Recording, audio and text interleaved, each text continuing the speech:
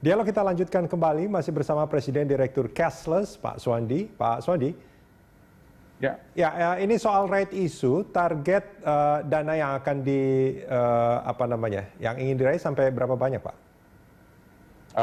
Untuk saat ini sih masih dalam tahap perencanaan di manajemen, ya. Jadi kita belum rampung juga dari sisi secara nilainya, ya. Tapi pastinya kita akan lebih fokus ke investor-investor yang strategis yang bisa membawa bisnis dan pertumbuhan bisnis dari cashless juga, ya.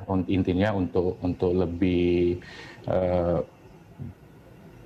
ditingkatkan, ya, di tahun ini dan juga 5 tahun ke depan. Itu rencana yang kita susun untuk saat ini. Termasuk juga untuk menarik mungkin dari investor yang existing sekarang, misalkan kayak Sumitomo begitu? Benar. Jadi untuk investor-investor yang sekarang juga kita tetap selalu mencoba untuk memberikan update mengenai perkembangan dari perusahaan supaya lebih bisa kita lihat dari sinergi yang bisa kita lakukan, ya, dari sisi investor maupun dari sisi cashless sendiri. Oke, tentu ada sesuatu untuk menarik mereka untuk bisa memasukkan dananya untuk menambah investasinya, atau mungkin yang belum invest menjadi mau invest lagi ke cashless. Itu apa yang akan dilakukan? Dari fundamental bisnis sih pastinya kita akan tingkatkan, ya. Intinya dari fundamental bisnis ini kita coba untuk mengukur dari sisi pertumbuhan bisnis yang cukup agresif, ya, yang bisa memberikan pastinya keuntungan kepada stakeholder yang ada sih. Ya.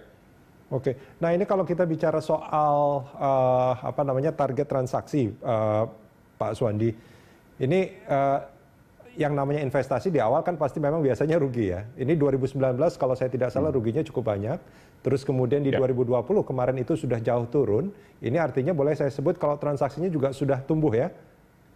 Tumbuh, benar sekali. Nah, benar sekali. Ini target dari cashless sendiri paling tidak sudah meraih laba itu di tahun keberapa, Pak?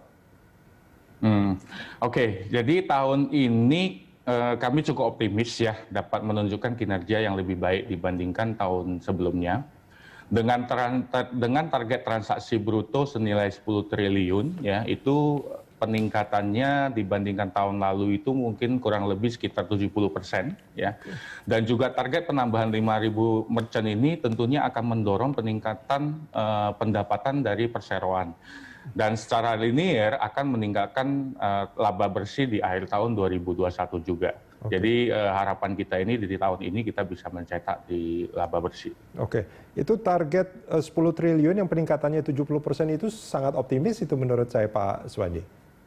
Benar. Jadi dalam kondisi kita lihat dari pangsa pasar, ya, yang cukup besar, ya, di Indonesia ini yang masih bisa kita jangkau, dan intinya transaksi yang tunai pun, ya, itu masih sangat besar.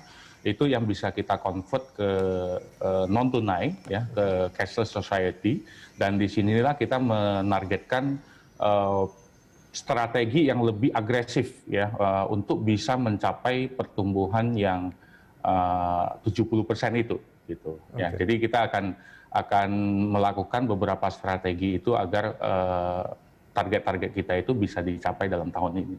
Boleh di-share ke kita mungkin, Pak, beberapa strategi yang akan dilakukan? Mungkin salah satunya, kalau kita lihat dengan strategi, ya, ada beberapa strategi yang kita lakukan itu, salah satunya kita memperhatikan titik fokus pada penguatan fundamental dulu dari core bisnis perseroan, ya. Kemudian kita coba untuk ekspansi pasar nih, ya. Ekspansi pasar ini strateginya kita melakukan kolaborasi dengan mitra-mitra kita itu, ya. Jadi untuk saat ini kan kita lebih fokus, sebelumnya kita lebih fokus kepada kota-kota yang ada cabang dari cashless, ya. Itu ada di Jabodetabek, ada Bandung, Surabaya, Yogyakarta, Bali, dan Medan, ya. Tapi tahun ini kita akan lebih agresif ke kota-kota lain dengan kerjasama dengan mitra-mitra perusahaan, kita perluas marketnya ke kota-kota lain itu. Oke. Dan di sisi pengembangan dari market itu, kita juga menitik beratkan pada pengembangan dari sisi teknologi dan feature pembayaran pada produk kami yang lebih lengkap, ya, agar lebih memudahkan dan memberi manfaat kepada merchants gitu. Oke. Ya, jadi kita coba untuk memperkuat branding ya bersama dengan mitra-mitra kita. Oke. Sebetulnya industri di mana cashless berada saat ini juga pemainnya kan juga tidak sedikit sebetulnya. Ada beberapa yang menjadi kompetitor. Nah, apa yang membuat cashless merasa bahwa cashless itu akan dipilih oleh mitra dan juga mungkin pengguna?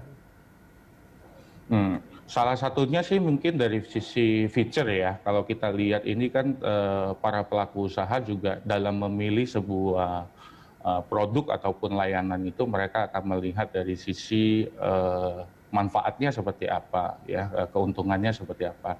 Nah, di sini kita di cashless itu kita seperti tadi saya sampaikan itu coba untuk menitik beratkan pada pengembangan sisi teknologi dan feature ya supaya lebih lengkap dan memberikan manfaat yang lebih kepada si merchant ini sendiri gitu. Nah, itu salah satu positioning kita ya untuk kompetitif di market ini. Baik. Pak Suwandi, terima kasih banyak sudah bersama kami di Corporate Action. Terima kasih. Pemirsa, Corporate Action akan segera kembali dengan informasi lain usai jeda.